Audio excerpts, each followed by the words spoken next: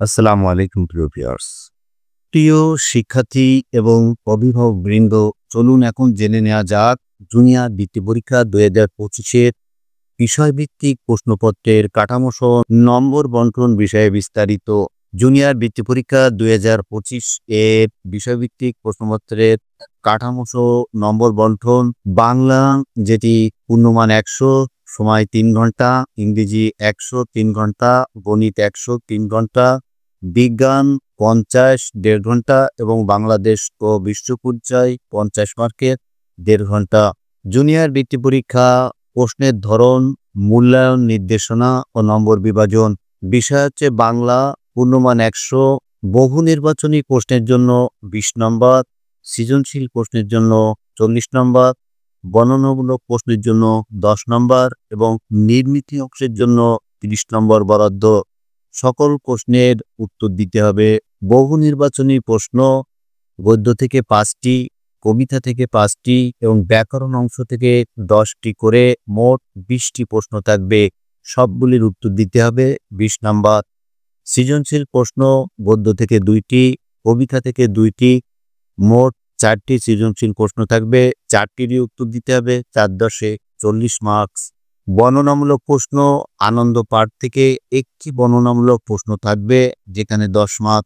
নির্মিত অংশ পত্র রচনা 5, সারাংশ সারমর্ম 5, ভাব সংসরণ 5 এবং প্রবন্ধ রচনায় 15।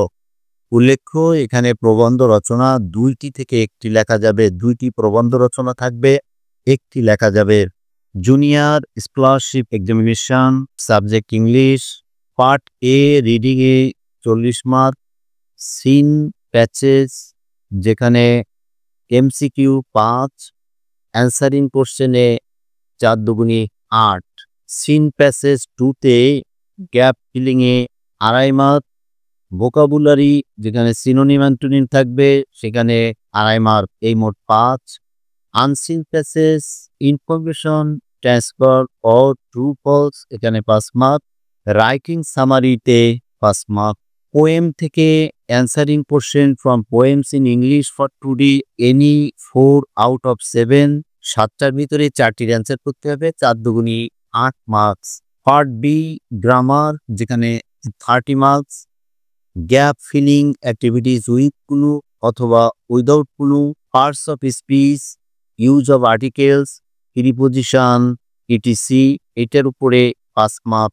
সাবস্টিটিউশন টেবিল এর উপরে 5 মার্ক, রাইট ফ্রম ভার্বের উপরে 5 মার্ক, চেঞ্জিং সেন্টেন্স যেখানে tense, affirmative, negative, assertive, interrogative, optative, imperative, exclamatory ইত্যাদি বিষয় থাকবে 10 মার্ক। পাংচুয়েশন এবং ক্যাপিটালাইজেশনে 5 মার্ক। পার্ট সি রাইটিং এখানে 30 মার্ক, যেখানে লেটার অথবা ইমেল, ফর্মাল অথবা ইনফর্মালে 8 মার্ক, কমপ্লিটিং স্টোরিজ অথবা writing dialogue 10 mark, writing short composition in 200 ওয়ার্ডসের উপরে 12 মার্কস, এই মোট 100 মার্কস। এবারে জানা যাক গণিত বিষয়ে 100 মার্কের নম্বর বিভাজন। সৃজনশীল প্রশ্নের জন্য 50 নম্বর, সংক্ষিপ্ত প্রশ্নের জন্য 20 নম্বর এবং বহু নির্বাচনী প্রশ্নের জন্য 30 নম্বর বরাদ্দ থাকবে। সকল প্রশ্নের উত্তর দিতে হবে।